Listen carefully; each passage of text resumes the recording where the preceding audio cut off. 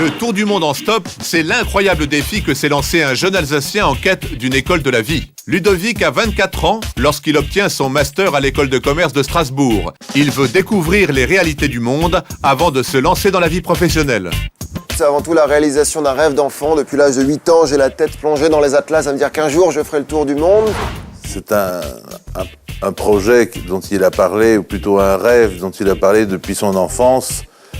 Et ça s'est concrétisé à l'âge adulte. Ludovic se lance alors dans son tour du monde sans dépenser le moindre centime en transport. Il utilisera uniquement le stop. Autostop, camion stop, dromadaire stop, hand stop, brise-glace stop, voilier stop, tout ce qui bouge. C'est chez lui qu'il prépare son sac à dos et écoute les dernières recommandations de ses parents avant de disparaître pendant de longs mois. J'avais un petit sac derrière avec suffisamment d'affaires pour 8 jours. Donc il fallait que je lave mes affaires tous les 8 jours. Et j'avais le strict minimum. Même ma brosse à dents, il y a des fois où je devais la casser en deux pour essayer que tout rentre.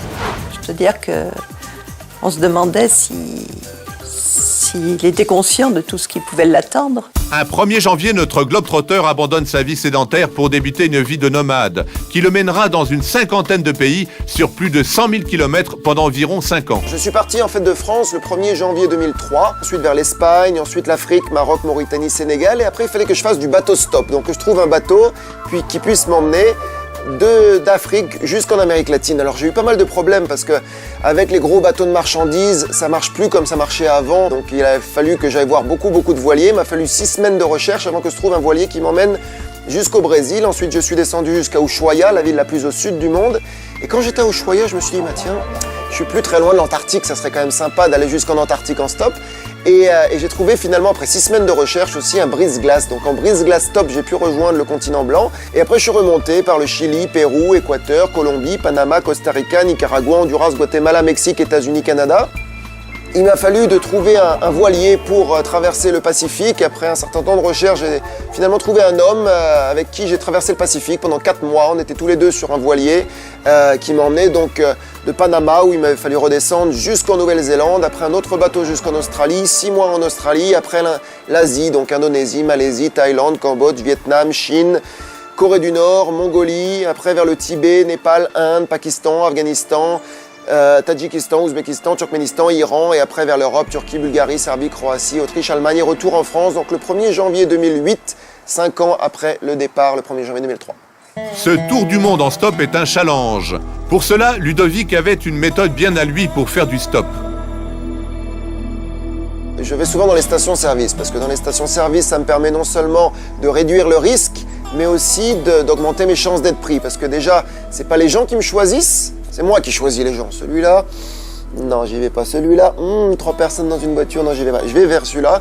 Et j'avais un document comme celui-là, ce que j'appelais mon document magique. Un document que je faisais faire par une personne parlant et l'anglais et la personne locale, et la langue locale. Donc un document qui disait « Bonjour, je m'appelle Ludovic, je suis français, j'ai 29 ans. Depuis le 1er janvier 2003, je fais le tour du monde en stop. Mon défi est de faire le tour du monde en utilisant uniquement le stop, sans utiliser l'avion, le bus, le train, le taxi. Je souhaite aller dans la direction, par exemple, de Shanghai ou de Beijing. Est-ce que vous allez dans cette direction? Si oui, est-il possible de me déposer un petit peu plus loin? Merci beaucoup, désolé, je ne parle pas chinois, bonne journée. » Mais les rencontres en stop ne sont pas toujours sans risque. J'ai rencontré des gens parfois déjà bizarres, des gens qui avaient de la drogue derrière, des gens qui avaient des armes dans la voiture. J'ai eu une fois, par exemple, au Costa Rica, une personne, il pleuvait très fort, j'arrête la voiture, stop, et le monsieur, qu'est-ce que tu veux? Je dis, ne tirez pas, je suis français, je fais le tour du monde. Donc il y a eu des situations comme ça, où des gens qui roulaient très vite, des gens qui roulaient complètement ivres.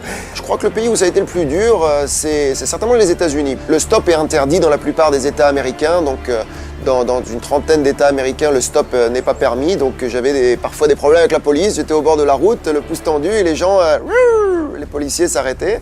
Et traverser le globe sans domicile fixe n'est pas de tout confort. Je dormais un peu partout, je dormais dans les camions, je dormais sous ma tente pendant un certain temps. Après, je l'ai laissée parce qu'elle était trop lourde et mon dos ne pouvait plus, donc je l'ai laissée au Brésil finalement. J'ai mangé j'ai goûté aux iguanes, aux araignées, aux sauterelles, aux serpents, aux brochettes de scorpions, des choses pas forcément extraordinaires. Ludovic aura traversé 6 continents, visité 59 pays et fait des rencontres extraordinaires. J'ai eu la chance pendant ce tour du monde d'être accueilli par le Dalai Lama qui m'a reçu chez lui à Dharamsala en Inde. Ça a duré une dizaine de minutes, c'était pas très long mais très intense. Et notre jeune Alsacien a aussi rencontré en traversant le Panama celle qui deviendra sa femme. Pendant 27 mois, on a gardé contact, on s'est échangé beaucoup d'emails et à l'arrivée en France en septembre 2007, moi j'ai terminé mon tour du monde en janvier 2008, on s'est retrouvés donc à la fin de mon tour et ça s'est bien passé, mariage civil l'année dernière, mariage religieux il y a très peu de temps, en février.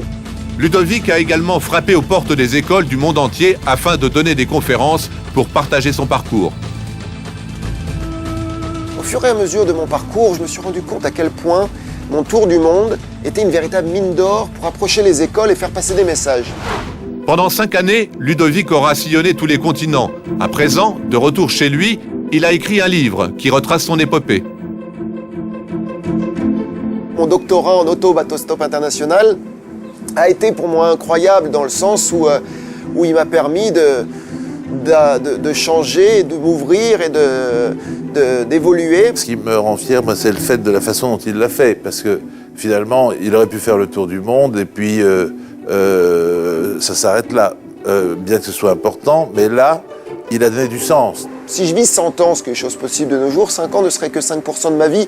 Est-ce que je dois considérer que passer 5% de ma vie à essayer de mieux connaître et comprendre le monde qui m'entoure, est-ce que c'est beaucoup?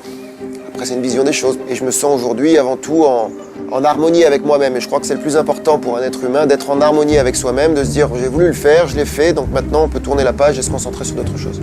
Ludovic aura donc réussi à parcourir le monde en stop et vivre une aventure humaine incroyable mais vraie.